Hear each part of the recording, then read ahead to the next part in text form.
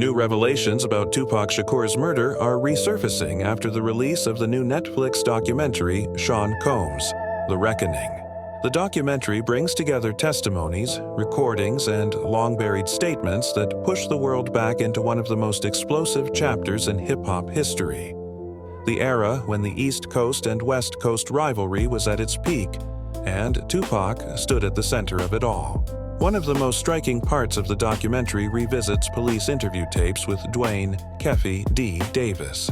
In those recordings, Davis claims he was offered $1 million to kill Tupac Shakur. Hearing that claim again, in his own voice, forces the viewer to confront how deep this conflict really went. This was not just about charts or diss tracks. It was about power, money, influence, and decisions made far away from cameras and microphones. The documentary steps back into the atmosphere of the 90s. The West Coast wasn't just making hits, it was shaping the sound and energy of the culture. And Tupac wasn't simply part of that movement, he was the movement. His lyrics carried anger, pain, hope, and defiance. He spoke about the streets, the system, and the struggle in a way that millions recognized as their own reality.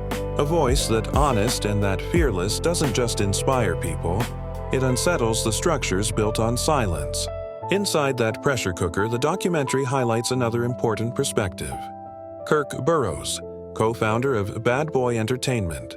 He speaks about pressure inside the industry, about conversations behind closed doors, and about the rising hostility between the two coasts. He hints that there was far more happening beneath the surface than the public ever saw. Business interests, power plays, loyalties, and moves that, stitched together, suggest a much darker world surrounding Tupac in his final years. Alongside these testimonies, the documentary also shows the denials. Sean Combs rejects all accusations linking him to Tupac's death. His legal team describes the claims as lies, distortions, or attempts at profit. These responses are not hidden. They appear directly opposite the allegations, leaving a space in between that only truth can fill. Investigators, journalists, and legal experts add another layer of context. They describe a landscape where record labels operated like empires, where loyalty was currency, and where crossing the wrong line could change everything.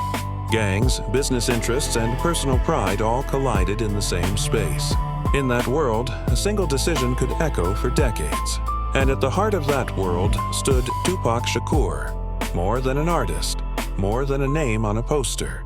He was the heartbeat of the West Coast, a symbol of resistance, vulnerability, and raw honesty.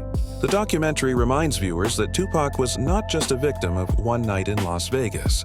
He was a target created by years of rivalry, fear, and unresolved conflict between powerful forces. What becomes clear through all these voices is that Tupac's murder was not a random act of violence. It was tied to a long chain of events, escalating tension between coasts, rising pressure inside the industry, and a system that pushed young black artists into the center of battles much bigger than them, while others watched from a safe distance. With Keffe D now heading towards trial in 2026, old questions return with new intensity. Who really wanted Tupac gone? Who feared his influence the most? And how much of what happened was planned in boardrooms and backrooms, far away from the streets where his music still plays every day? Nearly 30 years later, the search for answers continues. The pain in the community is still real. The mystery around that night in Las Vegas is still alive. But one thing cuts through all the rumors, theories, and accusations. Tupac Shakur's legacy is louder than ever. His words are still quoted. His spirit is still felt. And his voice, the voice that spoke for the unheard, refuses to fade. You can question the stories. You can question the motives. But you cannot erase what Tupac meant to the world. Some names belong to history. Tupac Shakur belongs to forever.